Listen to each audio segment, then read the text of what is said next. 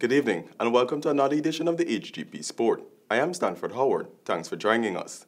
In football, Bishops and St. Stanislaus drew and the QC boys whipped North Rungville boys on Monday in the Milo Under 18 schools football competition at the Ministry of Education ground, Carifesta Avenue. Here are the details.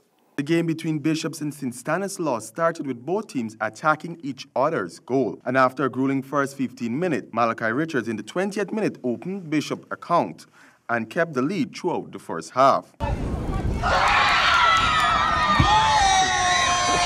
The second half saw the Saints boys putting in a little more effort by keeping possession of the ball as they kept attacking Bishop's goal until eventually Joshua King snuck one in the 58th minute to level the score and held on for the draw, one apiece. Hgp Sports spoke to the coach of St. Stanislaus College. I think there's the best two teams in this group. We've already beaten Queen's College, and I think a draw in this match is a fair result for us.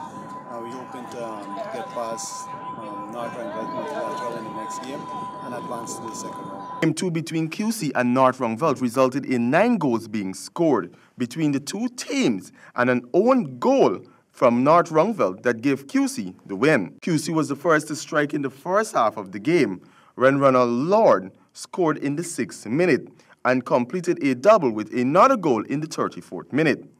Deara Thomas netted one in the 16th minute, Rivaldo Vera in the 28th, and Harold Dos Santos in the 27th minute.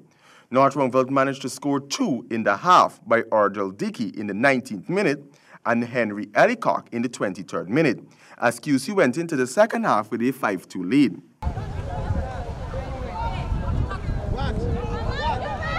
In the second half, an own goal was scored to give QC a 6-2 lead. But Chukawan favorite give North Georgetown something to cheer about with a third goal as the match finished with a 6-3 win for QC.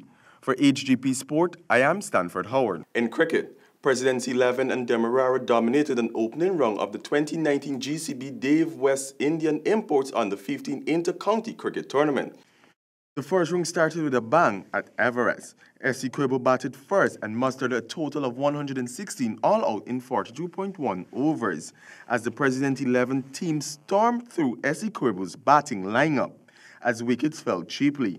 It was only the number 8 batsman, Aaron Dutnott, who showed any resistance, scoring 26, while Sherwin Stall supported with 14. Sachin Balgowin picked up 4 for 13, while Nitnandi Motora assisted with 2 for 19 for Presidents 11. President 11 comfortably achieved their victory target in just 30.4 overs to earn them a 6-wicket victory. Anthony Khan stroked a half-century, while Sarjun Algun contributed with 35. Terence Softly picked up 3 for 19, while Arjun Dutnott also supported with 1 wicket. At the GCC ground, Demerara set a target of 166 for 7 in their 50 overs. Opening batsman Jordan Campbell top score with 35, while support came from Tidias Lovell, 34, and Mavinja Dindilal, 22. Burbies failed to reach their total and crumbled for 110 of their 50 overs.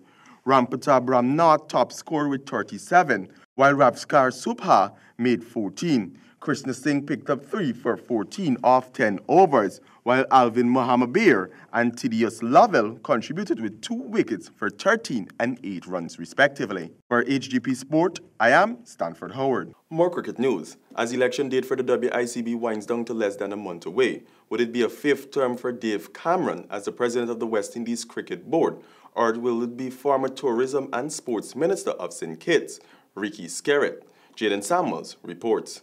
Comments made during the second one-day international by Dave Cameron were not well received by opposing candidate Ricky Skerritt as election campaign heats up for the March 24 polls in Jamaica. While Cameron seems to be making turmoil his trump card for his election campaign, Skerritt is asking the regional governing body's administrator to desist. Cameron said at the weekend, while Skerritt had done a lot as minister in St. Kitts, what he was best remembered for was his period as West Indies team manager and the turmoil that occurred during those years. In response, Skerritt mentioned that Cameron needs to explain why former head coaches Otis Gibson, Phil Simmons, and the several others were hastily dismissed from both the men's and women's teams. Those moves have cost Cricket West Indies well over $1 million. Meanwhile, Cameron also came under severe criticism for the abandoned tour of India in 2014 and the blacklisting of two-time T20 World Cup winning captain Darren Sammy after he was publicly critical of Cameron. Skerritt, along with Vice Presidential running mate Dr. Kishore Shallow, is bidding to prevent Cameron from winning a fourth consecutive term as Cricket West Indies president. They have already gained the support of the Leeward Islands Cricket Board and the Trinidad and Tobago Cricket Board, but need at least 7 of the 12 votes up for grabs to win the presidency. Jaden Samuels, Hgp Sport.